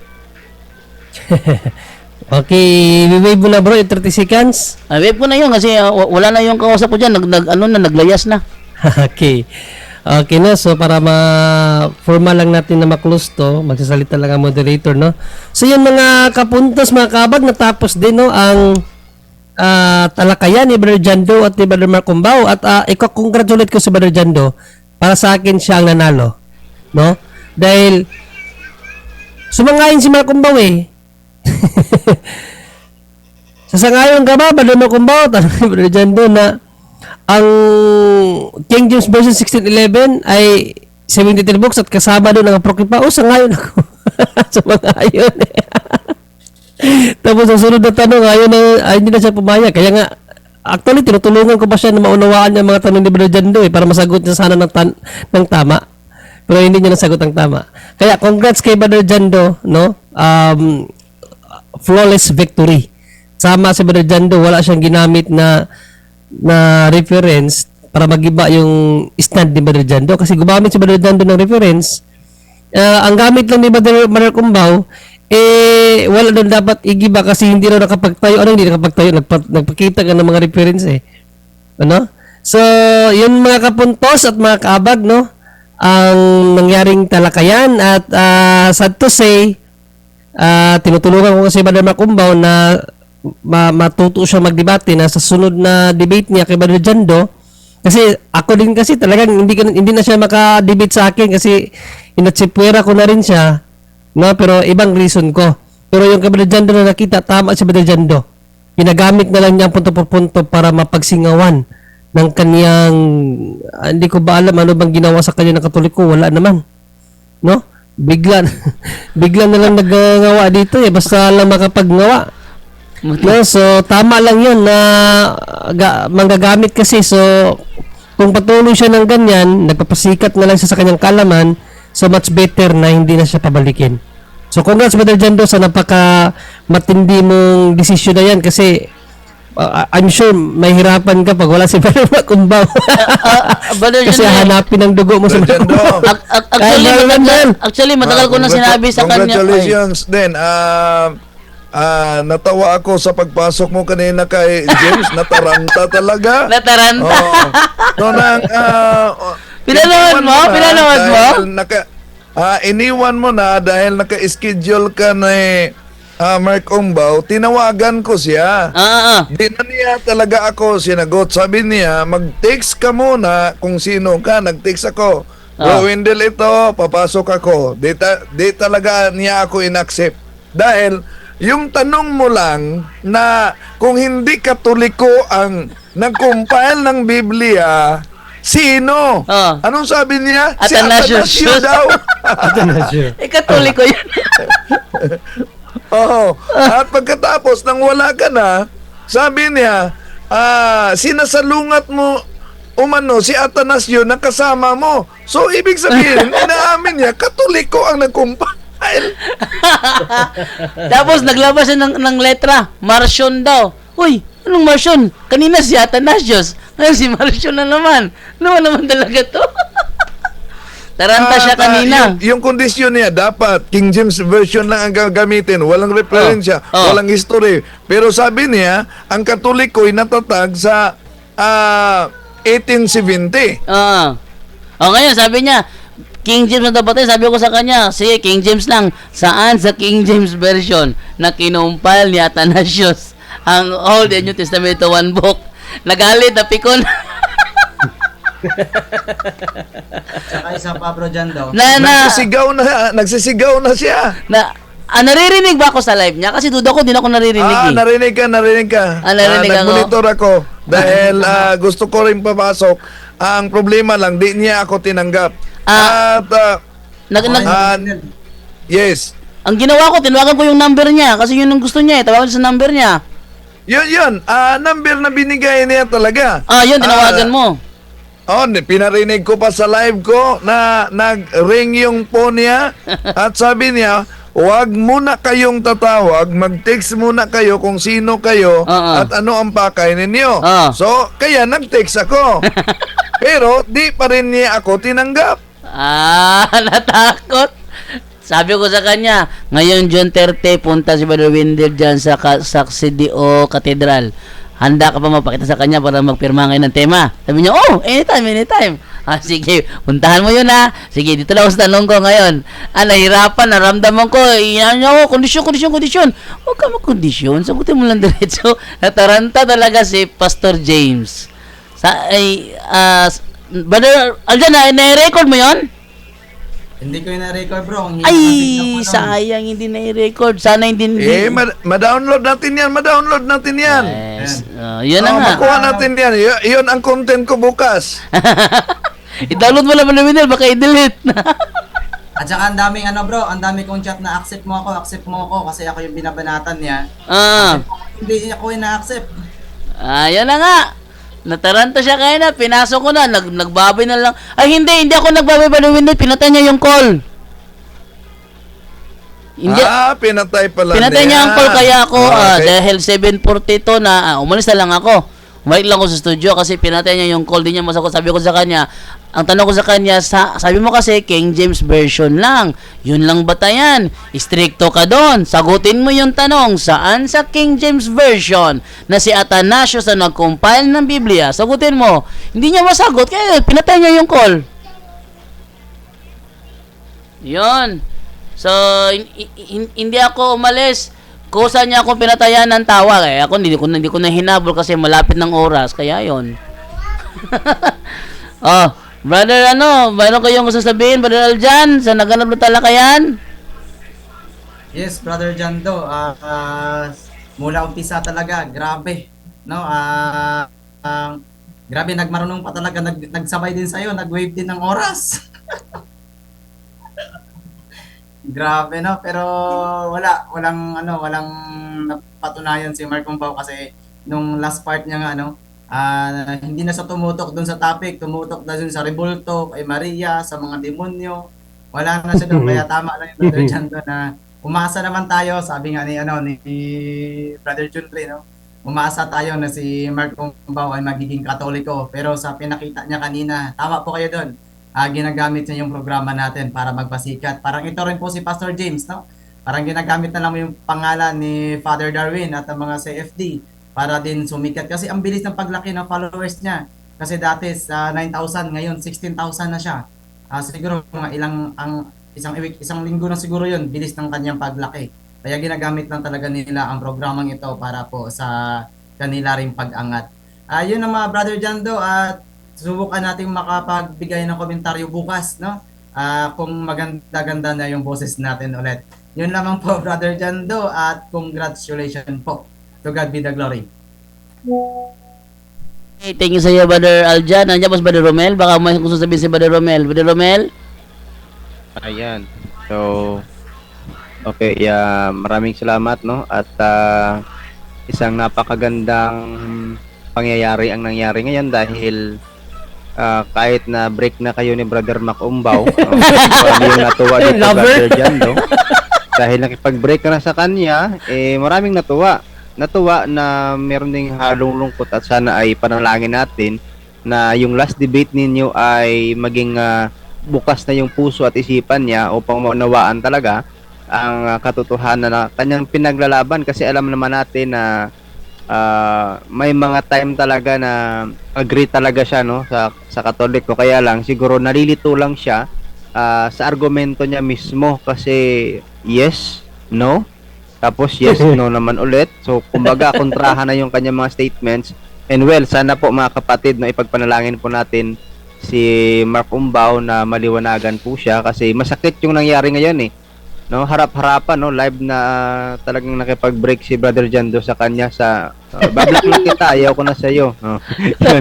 Pero Brother Jando, congratulations dahil naitindig talaga ng Roman Catholic Church ang stand, no? At napakaganda yung Deuterocanonical books na tinatawag po ng ibang sekta o ng protestante na apocrypha, yung 7 books dyan ay na-quote talaga ng Panginoong Jesucristo sa tamang-tama, saktong-sakto, na very useful talaga ito. At actually meron pa nga mga Protestant scholar na nagko-quote niyan, Brother Jando, no? So sana ay maging open din po ang lahat. Ay lalo na yung mga protestante ngayon na nanonood, na sana ay open po tayo sa pag-aaral din, na even yung mga magagaling na mga Protestant scholar na ay nagko-quote pa nga ng libro na kinuha mismo sa Deuterocanonical books, ha? Protestant scholar na yan, mga kapatid, para patunayan ang resurrection o yung muling pagkabuhay.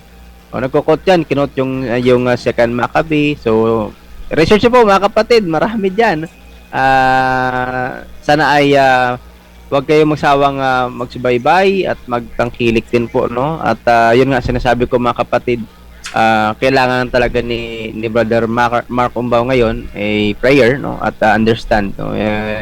Unawain po natin siya at panalangin na sana ay ito na yung pagbukas ng kanyang puso at isipan upang lubos siya talagang maunawaan ang katotohanan na kanyang pinaglalaban, dahil siya ay naniniwala na siya ay kay Kristo. So ang totoo at tunay na kay Kristo, kahit masakit man yan na katotohanan, tatanggapin talaga.